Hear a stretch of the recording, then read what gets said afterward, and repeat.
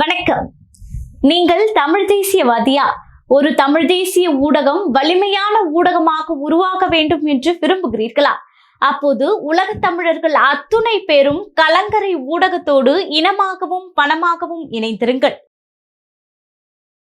கலங்கரை சொந்தங்களுக்கு அன்பு வணக்கம். இன்று நம்மோடு நேர்காணலில் இணைந்திருப்பவர் சேகுவாரா ஜெய்சங்கர் அவர்கள். வணக்கம் சார். வணக்கம். வணக்கம். நலமா இருக்கீங்களா? நலமா இருக்குமா. காரைக்குடி அப்படின்னு எடுத்துக்கிட்டோம்னா, சீமான் அவர்கள் இப்ப அங்க முகாமிட போகிறாரு. கிட்டத்தட்ட 2000 இளைஞர்கள் சீமானுக்காக ஓட்டு கேட்பதற்கு திரள போவதாக ஒரு செய்தி வருது. நீங்க எப்படி பாக்கீங்க? உள்ளபடியே நடக்கணும், அப்படி செய்யணும். அதைத்தான் நான் சொல்கிறேன். ஒரு ஸ்டெப்பு மேலே போகலாம். அது கூட சில பேர் இந்த கிரிட்டிசைஸ் பண்ணாங்க. அதை பற்றி பரவாயில்ல, நாம் தமிழ் தம்பிங்க பண்ணுறத பற்றி எனக்கு அதை பற்றி கவலை இல்லை. ஒரே ஒரு நாள் இந்த 234 கேண்டிடேட்ஸுமே 117 பெண்கள், 117 சீமானோடு சேர்ந்து 117 ஆண்கள், இவங்க எல்லாமே பார்த்தீங்கன்னா ஒரு நாள் சீமான், இப்போ சீமான் இத்தனை நாள் சீமான் பிரச்சாரம் பண்ணுறாருல. 234 தொகுதிக்கு சீமான் கால்படாத இடமே இருக்காது. நிச்சயமாக 234 தொகுதியிலும் கால்பட்ட ஒரே ஒரு தலைவர்னா அது கண்டிப்பாக சீமானாக தான் இருப்பார். வேற யாரும் இருக்கிறதுக்கான வாய்ப்பு இல்லை. மற்றவர்கள் போகலாம், ஒரு மாவட்டத்தில் கால் வைக்கலாம். ஆனால் 234 தொகுதியிலும் பார்த்தீங்கன்னா சீமான் கால்பட்டிருக்கணும் நிச்சயமாக ஒரு தலைவர்னா சீமான் தான். அப்படி இருக்கும்போது நாம் தமிழர் போட்டியிடக்கூடிய அந்த 234 கேண்டிடேட்டுமே பார்த்தீங்கன்னா இது நீங்கள் சொல்கிறது வரவேற்கிற சந்தோஷம், மகிழ்ச்சி. ஆனால் 234 கேண்டிடேட்டுமே பார்த்தீங்கன்னா ஒரு நாள் காரைக்குடியில் ஒரு நாள் பிரச்சாரம் பண்ணணும். அது ஸ்ட்ரென்த், வலிமை. அது என்ன சொல்ற, அது நன்றி கடன் சொல்லக்கூடாது. அது அப்படி சொன்னால் தப்பாயிரும், அது தப்பான வார்த்தை. அது நன்றி கடன் சொல்லக்கூடாது. இது பார்த்தீங்கன்னா நமக்கு நாமளே தன்னை வலிமைப்படுத்திக்கிறது அப்படி தான் சொல்லணும். சீமான் வெற்றி சீமானுடைய வெற்றி காரைக்குடி சீமானுடைய வெற்றி நாம் தமிழுக்கான வெற்றி, சீமானுடைய வெற்றி கிடையாது. நாம் தமிழ் கட்சியோட வெற்றி. நீண்ட காலமாக ஒரு கலங்கம் இருந்து அந்த கலங்கத்தை தொடச்சி தூக்கி போட்டு தூர போட்டு சீமான் வந்துட்டார். அப்போ இன்னொன்று ஒரு வார்த்தை ஒன்று இருக்குது, சரிங்களா? நான் அது என்ன சொன்னது உங்களுக்கு தெரியும். இன்னொரு வார்த்தை ஒன்று இருக்குது. தொடர்ச்சியாக நாம் தமிழ் கேட்டால் ஒரு வார்டு மெம்பர் ஜெயிக்கலை, ஒரு கவுன்சிலர் ஜெயிக்கலை அப்படின்றது. அதை உடைக்கணும்னா இந்த தேர்தலை உடைக்கணும்னு சொன்னால் நான் சொன்னது ஒரு வேண்டுகோளாக தான் நான் சொல்கிறேன். ஒரு 234 கேண்டிடேட்டும் பார்த்தீங்கன்னா ஒரே நாள் களத்தில் இறங்கணும். அப்படி ஒரு ஸ்ட்ராட்டஜி எடுக்கணும். எடுத்து பார்த்தீங்கன்னா சந்து பொந்தெல்லாம் திரண்டு பார்த்தீங்கன்னா மக்கள்கிட்ட வாக்கு கேட்கணும். உள்ளார்ந்து நீங்கள் பார்த்தீங்கன்னா சில பேர் சொன்னாங்க, நீங்கள் இதுக்கு முன்னாடி ஒரு தம்பி எங்களுக்கு ஃபோன் பண்ணார், ரொம்ப அறிவாளிப்பா நீங்கள் சொல்லு அப்படின்னு சொல்லிட்டேன். நான் அது நாம் தமிழ் சொன்னேன். நீங்கள் எதுக்காக சொல்கிறீங்கன்னு தெரியும் சொன்னாங்க. எதுக்காக சொன்னேன்னா 234 கேண்டிடேட்டும் நீங்கள் அந்த இடத்துல பிரச்சாரம் பண்ண சொல்லும்போது பார்த்தீங்கன்னா நீங்கள் 234 கேண்டிடேட்டுமே ஒரு சாதியை சார்ந்தவங்க இருக்கிறாங்க, ஒரு சமுதாயத்தை சார்ந்தவங்க இருக்கிறாங்க. அப்போ காரைக்குடி ஒரு தொகுதியில் பார்த்தீங்கன்னா மூல முடுக்கெல்லாம் பார்த்தீங்கன்னா அப்படி இருப்பாங்க. அதனால் நீங்கள் சொல்கிறீங்கன்னு சொல்லி சொன்னார். நீ ரொம்ப அறிவுபூர்வமாக நீ யோசிச்சிருக்கிறப்பா நீங்கள் அப்படின்னு சொல்லிட்டேன். நான் அவ்வளோதான். நான் தாண்டி எதுவும் சொல்ல விரும்பலை. நான் அப்படி எடுத்துட்டாலும் ஒன்றும் தப்பு ஒன்றும் கிடையாது. எனக்கு ஒன்றும் அதில் ஒன்றும் கிடையாது. ஆனால் நான் அந்த நோக்கத்தில் அப்படி சொல்லலை. பட் 234 கேண்டிடேட்டும் பார்த்தீங்கன்னா அந்த களத்தில் பிரச்சாரம் பண்ணுறது பார்த்தீங்கன்னா சீமானுக்கான அது ஒரு பெருமைக்கு. இப்போ சீமான் மீதான பார்வை மாறி இருக்குது. ஒரு பெருமைக்குரிய தலைவராக பார்க்குறாங்க இன்றைக்கி சீமானை. எப்படி காமராஜர் எப்படி பார்த்தாங்க, அண்ணாவை எப்படி பார்த்தாங்க, அடுத்த கட்ட தலைவர் நீங்கள் சொல்கிறாருங்க. நான் எம்ஜிஆர் கலைஞர் நான் சொல்லலை. எப்படி காமராஜர் எப்படி பார்த்தாங்க, அண்ணாவை எப்படி பார்த்தாங்களோ அப்படி தான் சீமானை இன்றைக்கி எல்லா எதுக்காக நான் அதை சொல்கிறேன்னா, காமராஜர் பார்த்தீங்கன்னா அரசியல் கடந்து சாதிகளை கடந்து காமராஜர் பார்த்தாங்க. அண்ணாவையும் அப்படி தான் பார்த்தாங்க. அண்ணாவுடைய இறப்புக்கு பார்த்தீங்கன்னா கின்னஸ் ரெக்கார்டு இது வரைக்கும் பார்த்தீங்கன்னா அவ்வளோ அத்தனை கோடி பேர் இது வரைக்கும் ரெக்கார்டே இல்லை. அதுக்கு பிறகு பல மரணங்கள் நடந்துச்சு தலைவர்கள்லாம். அவ்வளோ பெரிய கூட்டம். அப்படி ஒவ்வொருத்தரும் அதே மாதிரி பெரிய காமராஜருக்கு பார்த்தீங்கன்னா அகில இந்திய அளவில் பார்த்தீங்கன்னா ஒரு பெரிய பார்வை இருந்துச்சு. இப்போ சீமான் மீதான பார்வை பார்த்தீங்கன்னா ஒரு பெருமைக்குரிய தலைவராக அகில இந்திய அளவில் பார்க்கக்கூடிய சூழல் இருக்குது. அகில இந்திய அளவில் அதான் நீங்கள் ஊடகங்கள்லாம் பார்த்தீங்கன்னா தேசிய ஊடகங்கள் இன்றைக்கி சீமானை சுற்றி வந்ததுக்கு காரணம் இருக்குன்னா அகில இந்திய அளவில் பார்த்தீங்கன்னா ஒரு ஆச்சரியமான தலைவராக சீமானை பார்க்குறாங்க. தமிழ்நாடு அளவில் பார்த்தீங்கன்னா எப்படி காமராஜரை பார்த்தோன்னா அப்படி தான். அதே மாதிரி அண்ணாவை எப்படி பார்த்தீங்கன்னா ஒரு பெருமைக்குரிய தலைவராக சாதிகளை கடந்து ஒரு தலைவரை பார்த்தாங்க, அரசியல் கடந்து ஒரு தலைவரை பார்த்தாங்க. அதே மாதிரி தான் இப்போ அப்போது சீமான் ஒரு பெருமைக்குரிய தலைவராக இருந்ததுன்னா சீமானுக்கு பெருமை சேர்க்கும் விதமாக இந்த ஜெயிக்கிறாங்க தோக்குறாங்கிறதுலாம் வேற. 234 கேண்டிடேட்டும் பார்த்தீங்கன்னா அங்கே வளம் வந்தால் வெற்றி உறுதின்றது என்னுடைய எண்ணம். இல்லை சார், ஒரு 2000 இளைஞர்கள் தெருவா வீடுவா போய் ஓட்டு கேட்கும்போது அந்த காரைக்குடி தேர்தல் களம் எப்படி இருக்கும் நினைச்சு பார்த்தா உங்களுக்கு? நீங்கள் ஈரோடு தேர்தல் பை எலெக்ஷன் தெரியுங்களா? ஈரோடு பை எலெக்ஷன் நீங்கள் போய் பார்க்கல. அங்கே இருந்து களத்தில் இருக்க அந்த பனிமனையை நான் போய் பார்த்துருக்குறேன். அப்போ வந்து நான் போயிருந்த நேரத்தில் வந்து அப்போ காளியம்மாள் அங்கே உட்காந்துருந்தாங்க. ஏன்னா அவங்க வந்து கவனிக்கலை, நானும் என்னை அறிமுகப்படுத்திக்கல. நான் அந்த களத்தை சும்மா அப்படி ஒரு ரவுண்டு வந்தோம் ஃபுல்லாக, ஈரோடு ஃபுல்லாக ரவுண்டு வந்து பை எலெக்ஷன். அப்போ ஈவிகேசி இளங்கவன் நிற்கிறாரு. அப்போ ஈவிகேசி இளங்கவன் கூட நான் நேர்காணல் பண்ணேன். நான் தான் நேர்காணல் பண்ணேன், வேறு ஒரு சேனலுக்காக பண்ணேன். அப்போது போய் பார்க்கும்போது ஈரோட்டில் வந்து மற்ற பணிமனைகள் பார்க்கும்போது பார்த்தீங்கன்னா செல்வ செழிப்பில் இருக்கும். மற்ற பணிமனைகள் வந்து வசதி வாய்ப்பு, ஏசி ரூமு, அது இதெல்லாம் பண்ணுவாங்க. ஆனால் நாம் தமிழ் பணிமனை வந்து பார்த்திங்கன்னா அங்கே நல்லாவே தெரியும், அங்கே ஒரு ட்ரை ஒரு வறுமை இருக்கிறது தெரியும் அடிப்படை. ஆனால் ஒழுக்கமாக இருக்கும், சுத்தமாக இருக்கும், நீட்டாக இருக்கும். அங்கே வந்து பார்த்திங்கன்னா வந்து மறைவாக போய் குடிக்கிறதுக்கு ஒரு இடம் அந்த மாதிரிலாம் இருக்காது. ரொம்ப வந்து பார்த்தீங்கன்னா டிசிப்ளைனான ஒழுக்கமாக இருக்கும். அதே சமயத்தில் வந்து அந்த வறுமை அங்கே தெரியும். அப்போ நான் வரும்போது அப்போ வந்து அந்த டைமில் வந்து இவர் கூட வந்தார், நம்ம களஞ்சியம் கூட வந்து பிரச்சாரம் முடிச்சுட்டு வந்தார்.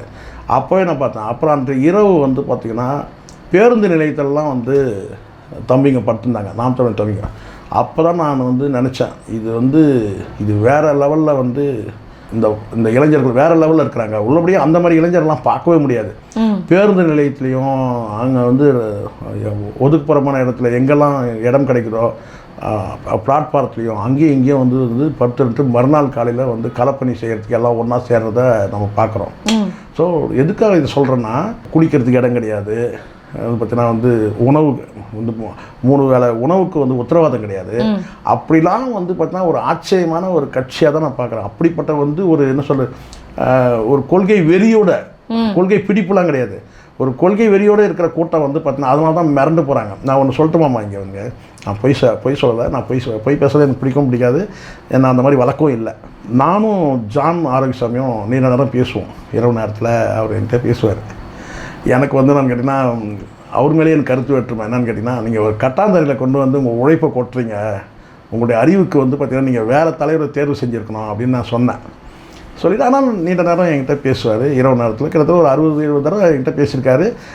11 மணிக்கு மேலே பேசணுன்னா ஒரு 1.5 மணி நேரம் அவர் பேச நான் கேட்பேன். நல்லா பேசுவார். அவர் பேச பிரமிப்பேன் அவருடைய அறிவை பார்த்து. யார்? ஜான் ஆரோக்கியசாமி. சின்ன வயசு தான், என்னோட சின்ன பையன் தான். அவர் ஒரு எப்படி பார்த்தாலும் ஒரு 40க்குள்ளே தான் இருக்கும். அவ்வளோ அறிவாளி. அது சொன்னேன். அப்போ நான் பேசும்போது கேட்டேன்னா, அவர் பேச நான் கேட்டிருக்கேன். அவர் சொன்ன வார்த்தை, நாம் தமிழர் கட்சி குறித்து ஜான் சொன்ன ஒரு வார்த்தை என்ன தெரியுமா? சொன்ன வார்த்தை, நாம் தமிழர் கட்சி வந்து சார் அதில் இருக்க யங்ஸ்டர்லாம் வந்து பார்த்திங்கன்னா பக்குவப்பட்டவனுங்க, அதே சமயத்தில் இரும்பு மாதிரி ஒவ்வொருத்தனும் எப்படி இரும்பு மாதிரி சொல்லிட்டு அதுக்கு சொன்னால் மிருகம் மாதிரினார். இரும்புன்றது ஒன்று இருக்குது, ஒரு இரும்பு மாதிரி அவ்வளோ ஸ்ட்ராங்காக ஒரு மிருகம் மாதிரி ஒவ்வொருத்தனும் அப்படின்னு சொன்னார். இது சொன்னது யார்? டிவிகேவோட பொலிட்டிக்கல் ஸ்ட்ராட்டஜிஸ்ட் சீமான் உட்பட அதில் இருக்கிற அத்தனை பேருமே பார்த்தீங்கன்னா ஒவ்வொருத்தனும் வந்து ஒரு ஸ்ட்ராங் சொல்கிறா இருக்கட்டா மிருகம் மாதிரி ஒவ்வொருத்தனும். ஆனால் இங்கே அப்படி இல்லை சார். இது வந்து பண்படுத்தப்படாமல் ஒரு விசிலடிச்சான் குஞ்சிங்களாக இருக்காங்க. ஆனால் மிகப்பெரிய கூட்டம் இருக்குது. இவங்களை எல்லாரையும் அரசியல் படுத்தி தான் அது வேறு லெவல். ஸோ இதுதாம்மா வந்து எதிரி வாயால். இப்போ ஜான் ஆரோக்கியசாமி எதிரின்னு சொல்ல முடியாது, அவர் ஸ்ட்ராட்டஜிஸ்ட்டு. ஆனால் அந்த லெவலில் நீங்கள் பார்த்தீங்களா, அவர் ஸ்ட்ராட்டஜிஸ்ட்டாக பல பேர் என்கிட்ட சொன்னாங்க. இந்த டிவிக்கில் இருக்கிறவங்களே அப்படி ஒரு பிரபகண்டா கிளப்பி விட்டானுங்க. இந்த புஷியானந்த் குரூப்லாம் என்ன தெரியுமா சொன்னாங்க ஜானை பற்றி? பல பேர் சொன்னாங்க. அதில் வந்து வெளியே வந்த ஒரு பையன் இருக்கான்ல, ஜெகதீஷ்னு ஒரு பையன் வெளியே வந்தால கட்சி விட்டு, அவெல்லாம் கூட வந்து ப்ரொபகண்டா பண்ணான். ஜான் வந்து கட்சியை கைப்பற்ற பார்க்குறாரு, அவர் வந்து இதில் வந்து பெரிய லீடராக இருக்கணும் பார்க்குறாருன்னு நினைக்கிறாரு. ஜானுக்கெலாம் அப்படி ஒன்று எண்ணமே கிடையாது. வேலை செய்கிற கட்சிக்கிட்ட வாங்கின சம்பளத்துக்கு விசுவாசமாக வேலை செய்யணும், சம்பளத்தை கலந்து விசுவாசமாக வேலை செய்யணுன்ற அந்த எண்ணம் வந்து ஜான்கிட்ட உண்டு. எனக்கு ஜான் நான் உள்வாங்கினதுனால நான் சொல்கிறேன். இன்றைக்கி நான் வந்து நட்பு வந்து பார்த்தீங்கன்னா நட்போடு இருக்கிறேன், நட்பு பாராட்டுறேன், நாங்கள் பேசுகிறோம் பேசாமல் இருக்கின்றதுலாம் வேறு, அது எங்களை தாண்டி அது விஷயங்களா. ஆனால் வந்து மாற்று கருத்து இருக்கிறேன், கடுமையாக விமர்சனம் பண்ணுறேன். அவரும் வந்து பார்த்திங்கன்னா சில நேரங்களில் சொல்லுவார் பேசுவார். ஆனால் இது வேறு, அரசியலுக்கு அப்பாற்பட்டது நட்புன்றது. ஆனால் ஜான் வந்து ஒருபோதும் வந்து பார்த்திங்கன்னா ஒரு அரசியல் கட்சியில் தலைவரானதெல்லாம் என்னெல்லாம் கிடையாது. சீமான் மீது ஒரு பார்வை இருந்துச்சு, சீமானையும் விஜய் எப்படியாவது இணைக்கணும்னு சொல்லிட்டு. ஆனால் அது நடக்கலை. அதுக்கு காரணம் என்னன்னு எனக்கு தெரியல. அது நடக்கலை. அவருக்கு என்ன இருந்துச்சு எனக்கு தெரியும். ஆனால் எந்த இடத்தையும் பதவிக்கு ஆசைப்படுற ஆள் கிடையாது. அவர் சொன்ன ஒரு வார்த்தை வந்து நான் இங்கே வந்து நாம் தமிழர் குறித்து அவர் எதிரியாக நினைக்கல. ஆனால் அவர் சொன்ன ஒரு வார்த்தை கேட்டிங்கன்னா, ஏன்னா அன்புமணிக்கிட்டே ஒரு நல்ல நட்பு இருக்குது. ஆனால் உள்ளபடியே ஒரு அணி அமைஞ்சிருக்கணும். அது நான் நினைக்கிறேன் ஆதவ அர்ஜுனா உள்ளே வந்த பிறகு அது கலைஞ்சிருச்சு. விஜய் தலைமையில் ஒரு அணி அமைஞ்சிருக்கணும். ஆனால் அதை வந்து பார்த்திங்கன்னா வந்து அது நடக்காததுக்கு காரணமே கேட்டால் ஆதவ அர்ஜுனாவுடைய வேலை தான். அது எனக்கு நல்லா தெரியும். அது ஆனால் ஜான் என்கிட்ட சொன்னவர்கள்னா சின்ன கூட்டம் ஆனால் வலிமையான கூட்டம் அப்படின்னு சொல்லி அந்த அளவுக்கு வந்து அது காரணம் தலைமை எப்படியோ அப்படி மாறும், தலைவன் எப்படியோ தொண்டர்கள். சார் அதே போல் திரு சீமான் அவர்களினுடைய மனைவி கயல்விழி சீமான் அவர்களும் வந்து பார்த்தீங்கன்னா இப்போ தேர்தலில் தன்னுடைய பங்களிப்பும் ஏதாவது இருக்கணும் அப்படின்னு சொல்லிட்டு இந்த வேட்பாளர்களுக்கு அந்த ரேலி தொடங்கி வைக்கிறதாக நேர்காணல் கொடுத்தாங்க. அவருக்கு நான் வந்து துணையா இல்லைனாலும் தடங்களா இருக்கக்கூடாது, அவர் இவ்வளோ உழைக்கிறாரு ஆனால் குடும்பத்தில் வந்து உங்களை பார்க்க கூட முடியாத ஒரு சூழ்நிலையில் இருக்காரு அப்படின்னும் போது பரவாயில்ல, எனக்கு அவர் அப்படி இருக்கிறது தான் இல்லை. எனக்கு அவங்கள வந்து இப்போ அவங்க மேடை பேச்சு நான் கேட்டதில்லை. இதுக்கு முன்னாடி கூட சீமான் அவர்கள் கூட உட்காந்து ஒரு தடவை பேசும்போது பார்த்த ஞாபகம் இருக்குது. அப்புறம் இந்த வலசரவாக்கம் போலீஸ் ஸ்டேஷனில் அவங்கள பார்த்தது, அவங்க அந்த காணொலிகள் 2-3 தான் பார்த்துருக்குறேன்.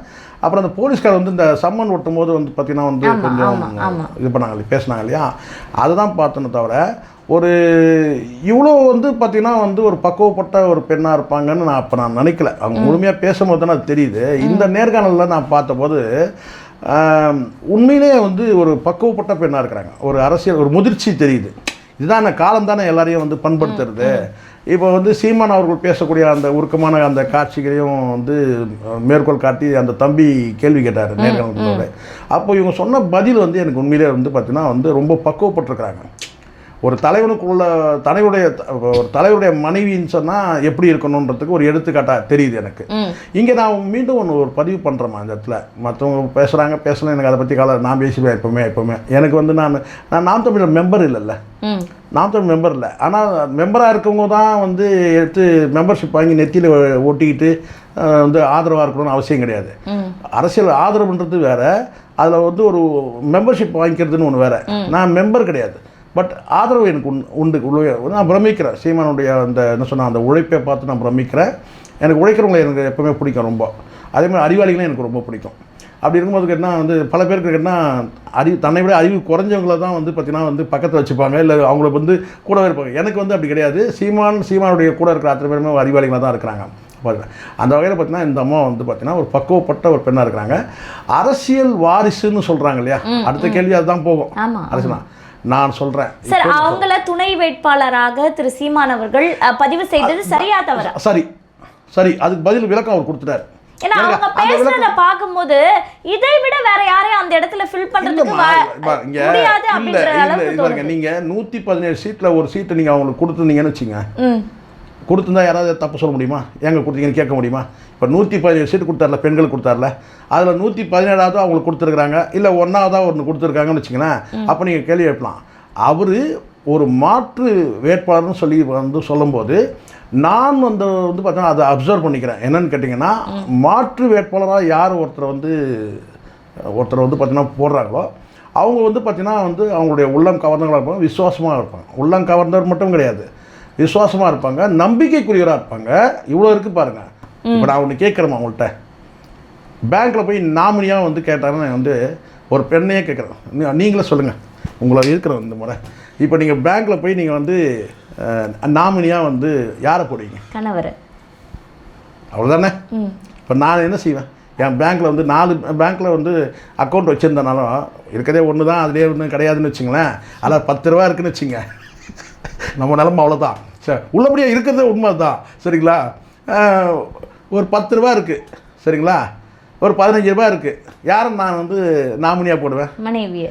என் மனைவி தான் போடுவேன். அக்கௌண்ட்டில் பணமே இல்லைனா கூட நாமினியாக போடுவேன். இதுதான் அங்கே வந்து காரணம் என்ன, அவங்க வந்து என்னுடைய வாரிசு. முதல் வாரிசு யார் எனக்கு யார் முதல் வாரிசு? மனைவி தான். சரி, அதனால் வந்து பார்த்தீங்கன்னா எப்போவுமே வந்து இதை இப்படி தான் நம்ம புரிஞ்சிக்கணும். இப்போ சில பேர் என்ன இருக்கலாம், இதை படிச்சுட்டு கேட்டணும். அவர் வந்து மூத்த பத்திரிகை அப்படி கேட்டதுல எனக்கே ஷாக்காக இருந்துச்சு தான். ஆனால் சரியான பதில் கொடுத்தாரு. நான் எதிர்பார்க்கிறேன் தப்பு என்னன்னு கேட்குறேன் நான். சீமான் கூட இன்னும் பதிலை இந்த மாதிரி சொல்லியிருக்கலாம். வாரிசு நல்லா புரிஞ்சிக்கணுமா, ஒரு தலைவருடைய மனைவி என்பதாலோ பிள்ளைகள் என்பதாலோ அரசியலுக்கு வரவே கூடாதெல்லாம் கிடையாது. தன்னுடைய கணவர் வந்து கணவரோ அல்லது தனது தந்தையோ வந்து இருக்கிற கட்சியில் வந்து ஒரு உறுப்பினராகவோ வந்து பார்த்தீங்கன்னா ஒரு நிர்வாகியோ செயல்படக்கூடாதுலாம் கிடையாது. தகுதி இருக்கா, அதுக்கான அறிவு இருக்கா, வரலாம். இல்லை அறிவு இருக்குது, தகுதி இருக்குது, ஆனால் அவர் தலைவர், அந்த கட்சிக்கு தலைவர், இவங்க எப்படி வரலாம் அப்படிலாம் கேட்கக்கூடாது. கண்டிப்பா. ஆனா சீமான் அவர்கள் சொல்லியிருந்தாரு அவங்க பிறவிலேயே வந்து பாத்தீங்கன்னா அமைச்சரின் மகள், இதை விட என்ன தகுதி அப்படின்னு கேட்டாரு இல்லையா? சொல்றது என்னன்னா, அதை கடந்து அவங்களுக்கு அந்த பக்குவம் இருக்கு. அவங்க இந்த நேர்காணலை நான் பார்த்தேன், உள்ளபடியே நான் பார்த்தேன். இப்போ இருக்கிற அதை சொன்னால் வந்து அது வேறு சண்டைக்கு வருவாங்கம்மா. நான் இப்போ இருக்கிற தலைவருடைய மகள்கள் மனைவிகள் அப்படி எடுத்துங்க, இது இப்போ இருக்கிற அன்னிகள் இது அப்படி சொல்லிட்டா பிரச்சனையே இல்லை. இப்போ பல அன்னிகள் இருக்கிறாங்களாம்மா கட்சியில், அவங்களெல்லாம் விட வந்து பார்த்திங்கன்னா வந்து அவங்களுக்கு அந்த பக்குவம் இருக்குது. நான் சர்டிஃபிகேட் நான் சொல்கிறேன். இது வந்து ஏதோ சீமானை பூஸ்ட் பண்ணணுன்றதுக்காக வந்து அதெல்லாம் அப்படிலாம் கிடையாது. பூஸ்ட் பண்ண வேண்டிய அவசியமே கிடையாது. சீமானை வந்து உற்சாகமூட்டணும், ஊக்கமூட்டணுன்ற அந்த நோக்கத்துக்கு சொல்ல, உள்ளபடியே வந்து பார்த்தீங்கன்னா இன்றைக்கி அதிகமான கஷ்டங்களை அனுபவிக்கிறவங்களும் அவங்க தான். கண்டிப்பாக 234 கேஸை போட்டு ஒரு புருஷங்க வந்து பார்த்தீங்கன்னா போட்டுட்டு அதை தாண்டி வந்து பார்த்தீங்கன்னா சில வார்த்தைகள் இப்போ தவிர்க்க முடியாமல் அவருடைய பலமாகவே அவங்க இருக்காங்களா? கண்டிப்பாக நான் சொல்கிறேன். அதில் என்னன்னு கேட்குறேன் நான், இங்கே பல ஆண்கள் வந்து பார்த்திங்கன்னா வந்து அவங்கள துணிந்து அவங்களுடைய பயணத்துக்கு பின்னாடி வந்து பார்த்திங்கன்னா மனைவியோட வலி இருக்கும், மனைவியோட துணையும் இருக்கும், மனைவியோட வலியும் கூட இருக்கும் அதில். ஆனால் வெளியில் வந்து பார்த்திங்கன்னா வந்து வீராவசமாக பேசலாமா, அங்கே உள்ளே போய் பார்த்திங்கன்னா அங்கே வந்து அவங்க எவ்வளோ கஷ்டப்படுறாங்கன்றது அவங்களுக்கு தான் தெரியும். இப்போ சீமானுக்கு வந்து ஒரு பெரிய ஒரு முள் குத்திக்கிட்டே இருந்துச்சு. அந்த முள் அவரை மட்டுமா குத்துச்சு, முள்ளுனே சொல்லிடும். ஒரு முள் வந்து குத்திக்கிட்டே இருந்துச்சு, சீமானை மட்டுமா குத்துச்சு அந்த முள்? குடும்பத்தை சீமானுக்கு மட்டுமா வலிச்சுது அந்த முள் குத்தும்போது? அப்போது இதுதான். அதனால் என்ன கேட்டினா அந்த பக்குவம் இருக்குது. அதனால தான் நான் ஒரு வார்த்தை நாகரிகமாக சொல்லி கடந்து போகிறேன். என்னென்னா, மற்ற பெண்கள் அரசியல் இருக்கிற பெண்களை காட்டிலும் சில பேர் தியாக தலைவர்களும் சொல்கிறாங்கம்மா, இது அவங்க என்ன தியாகம் பண்ணாங்க எனக்கு ஒன்றும் புரியல. சரி அது விடுங்க, அது நம்ம பண்ணோன்னா அது வேறு மாதிரி போயிடும், அது கேஸ்டிசமில் போயிடும். நான் அதை சொல்லவே இல்லை. ஒரு தலைவருடைய மனைவி அவங்க வந்து பார்த்திங்கன்னா அவரை ஃபாலோ பண்ணுறாங்க, இல்லை அவர் வாரிசாகவே வந்து பார்த்திங்கன்னா அவங்க வராங்க, அப்படி ஒரு எண்ணம் யாருக்காவது இருந்தாலும் கூட பார்த்திங்கன்னா அவங்களுக்கு வந்து அதுக்கான தகுதி இருக்கான்னு மட்டும் பாருங்கள். தலைவருடைய மனைவின்றது மட்டுமே தகுதி இல்லை, கண்டிப்பாக அதை கடந்து வந்து பார்த்திங்கன்னா அவங்களுக்கு வந்து பார்த்திங்கன்னா வந்து ஒரு அரசியல் அறிவு இருக்குது, ஒரு இயக்கத்தை வழிநடத்தக்கூடிய வந்து அந்த பக்குவம் இருந்ததுன்னா வரலாம். இப்போ காஞ்சிராம் வந்து இறந்துட்டாருமா. காஞ்சிராம் வந்து ஒரு இயக்கத்தை பகுஜன் சமாஜ்னு ஒரு கட்சி வந்தாங்க. அதுக்கு வந்து பார்த்திங்கன்னா ஒரு முன்னணி செயல் வீரராக தான் இந்த அம்மா இருந்தாங்க, யார் மாயாவதி இருந்தாங்க. அப்போ வந்து பார்த்தீங்கன்னா அவர் வந்து வாரிசுன்றதை அவர் டிக்ளேர் பண்ணலை, ஆனால் அடையாளப்படுத்தப்பட்டார். இப்போ சொல்கிறாங்க இல்லையா, இவர் வந்து மாற்று வேட்பாளராக வந்து அவரை போடுறாரு சொல்லியா, அந்த மாதிரி வரும்போது பார்த்தீங்கன்னா அவங்க வந்து தொடர்ந்து அவரோட சேர்ந்து பயணிக்கும் போது இன்னும் எவ்வளோ பேர் இருந்தாங்க, ஆண் தலைவர்கள் எவ்வளோ பேர் இருந்தாங்க. ஆனாலும் வந்து பார்த்திங்கன்னா அவர் நம்பிக்கைக்கு விசுவாசத்துக்குரியவராக இருந்தபோது பார்த்திங்கன்னா வந்து கொண்டு வந்தாங்க. அப்போ நீங்கள் இப்படி எடுத்துங்க, நீங்கள் இதே ஜெயலலிதா அவர்களை எடுத்துட்டிங்கன்னா எம்ஜிஆர் வந்து கொள்கை பரப்பு சிலர் கொண்டு வந்தார், ஆனால் பல முறை எச்சரித்தார், நீங்களுடைய நடவடிக்கை வந்து பார்த்தீங்கன்னா அதிக நடவடிக்கையாக இருக்குது, நான் உங்கள் மீது நடவடிக்கை எடுப்பேன், அந்த மாதிரிலாம் கூட கொடுத்தேன். ஆனாலும் வந்து அந்தமாக வந்து வந்தது வேறு பாதை. அப்போது இந்த இடத்துல நீங்கள் மனைவியாக இருக்கிறாங்கன்றதை மட்டும் நீங்கள் பார்க்காதீங்க, மனைவியை கடந்து அவங்க ஒரு திறமை இருக்கா. ஆனால் தான் நான் மீண்டும் சொல்கிறது கேட்டேன்னா, ஒரு அரசியல் கட்சியோட வந்து பிள்ளையாக இருக்கிறதுனாலையோ மனைவியாக இருக்கிறதுனாலையே வந்து அவரை வந்து கொண்டு வந்து திணிக்கக்கூடாது. அப்படி திணிக்கப்பட்டவங்க தான் ஜானகி. என்ன ஆனாங்க நீங்கள் சொல்லுங்கள், ஏன் நிற்க முடியல? ஒரு தொகுதியில் ஜெயிச்சாங்க, ஆனால் வந்து வர முடியலையே. அப்போ ஏன் வர முடியலன்னா அவங்களுக்கு அதுக்கான ஆற்றலும் அறிவும் இல்லை, உள்ளபடியே அதுதான் நம்ம சொல்லணும். கண்டிப்பாக சார், அவங்க மனைவியாகவே இருந்துட்டாங்க. ஆனால் இவங்க வந்து நான் கேட்டிங்கன்னா அந்த முன்னாள் அமைச்சருடைய ஒரு மகள்னும் போது பார்த்திங்கன்னா இயல்பாகவே அவங்களுக்கு அந்த அரசியல் பார்வை இருக்கும். ஒரு அரசியல்வாதியோட பிள்ளைக்கு வந்து அந்த அரசியல் பார்வை இருக்க தான் நம்ம செய்யும். அப்போ அந்த அரசியல் பார்வை அதுதான் கனவு. இன்னொன்று, அதாவது அன்பின் மிகுதியால் காதல் வந்தது அப்படின்றதெல்லாம் தாண்டி அரசியல்ல பயணிக்கணும், அவர் கூட நான் சேர்ந்து பயணிக்கணும் அப்படின்றது, அதுலேருந்து தான் எங்கள் காதலை தொடங்கியது அப்படின்னு சொல்லும் போது இதை பார்க்கும் போதே எல்லாருக்குமே ஒரு உணர்வு ரீதியாக கனெக்ட் ஆகுது. என்னன்னா, எனக்கு வந்து இவங்க சொல்கிறத விட சீமான் அவர்கள் சொல்லும் போது எனக்கு கண் கலங்கிடுச்சு. சீமான் அவர்கள் சொல்லும் போது எனக்கு உள்ளபடி கண் கலங்கிடுச்சு அவர் பேசும்போது. என்னன்னு கேட்டிங்கன்னா, இந்த ஒரு வாய்ப்பு நான் தரணில்லை, என் கூடவே இருந்து என் கஷ்ட சுக துக்கங்களை வந்து ஷேர் பண்ணிக்கும் போது இந்த ஒரு வாய்ப்பை நான் வந்து தரணும் அதான நியாயம். இப்போ இதே வந்து அதனால தான் நான் சொன்னேன், 117 சீட்டில் ஒரு சீட்டு நீங்கள் கொடுத்துருந்தா கூட பார்த்தீங்கன்னா இவரும் அப்படி தாங்க பண்ணுற அப்படி சொல்லலாம். ஆனால் அவர் அப்படி அடையாளப்படுத்தலை. நான் போட்டிடுறேன், எனக்கு வந்து பார்த்தீங்கன்னா மாற்று வேட்பாளராக வந்து பார்த்தீங்கன்னா கொண்டு வந்தாங்க. அப்போ இந்த இடத்துல எல்லாருக்கும் ஒரு கேள்வி இருக்குங்க. நான் இப்போ அவர் வாரிசு அரசியல் பண்ணால் என்ன தப்புன்னு கேட்குறேன். என்ன தப்புன்னு கேட்குறேன்.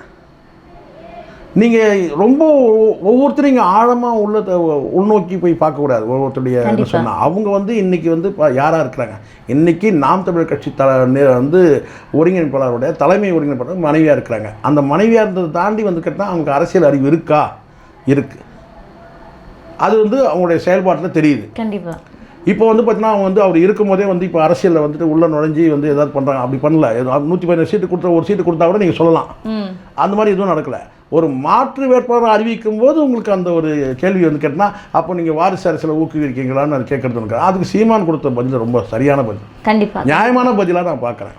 ஏன்னா அந்த இடத்துல ஒரு வந்து மனைவியாகவும் அவர் பார்க்குறாரு, தன்னை வழிகாட்டியாகவும் சொன்னார். அந்த ஈகோ இல்லாமல் சொன்னார் பாருங்க. இது என்னை வழி நடத்துறதே வந்து உள்ளபடியும் உண்மை தானே. இப்போது ஒரு பெரிய ஒரு சூறாவளி புயல் வீசிச்சு, சூறாவளி வீசிச்சு. அந்த சூறாவளியில் வந்து பார்த்தீங்கன்னா கைவிட்டுருந்தாங்கன்னு வச்சுங்க, வேறு யாராவது இருந்தாலும் கைவிட்டுருவாங்க. கைவிட்டு தான் இருக்கும். அப்போ அந்த இடத்துல வந்து அவர் சேர்த்து பிடிச்சாங்கல்ல, அதுதான் நாங்கள் முக்கியம். ரொம்ப எல்லாரும் எதிர்பார்த்தது அதுதானே. உளவியலாக வந்து அடித்தா நம்ம ரொம்ப ஆழமாக போகக்கூடாதுன்னு பார்க்குறேன் இந்த விஷயத்தில். இப்போ உளவியலாக நம்ம சீமானை வந்து எப்படி அடிக்கிறது, இப்படி அடித்தா சரி இருக்கும். சீமானை மட்டும் இல்லை, சீமான் மனைவியை சேர்ந்து அடிங்க, உளவியலாக ஒரு அட்டாக் கொடுங்க, அப்போ என்ன ஆகிறான் பார்க்கலாம். அப்போ அந்த உளவியல் அந்த அட்டாக் அந்த தாக்குதலையே வந்து பார்த்தீங்கன்னா வந்து தாங்கினது யார்? சீமான் மட்டுமே இல்லை, சீமான் மனைவியும் தாங்கினாங்க. சீமான் மனைவி மட்டும் கிடையாது, சீமான் தாயாரும் தாங்கினாங்க. எல்லாருமே குடும்பமே தாங்குச்சுல்ல.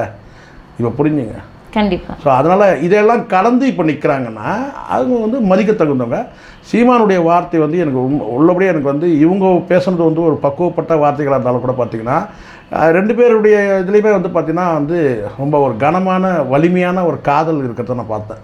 சீமானுடைய பேச்சுலையும் பார்த்தேன், அவங்க கைவிடி அவங்க பேசுனதையும் பார்த்தேன். 2 பேருக்குமே வந்து பார்த்திங்கன்னா ஒரு வலிமையான மெல்லிய காதல் இல்லை, ஒரு வலிமையான காதல் இருந்தது. இது வந்து உள்ளபடியே வந்து பார்த்தீங்கன்னா எனக்கு ரொம்ப மகிழ்ச்சியாக இருந்துச்சு. கண்டிப்பாக. நடப்பு கால அரசியல் குறித்து பல்வேறு தகவல்களை பகிர்ந்துக்கிட்டீங்க. தொடர்ந்து பேசுவோம். நன்றிம்மா.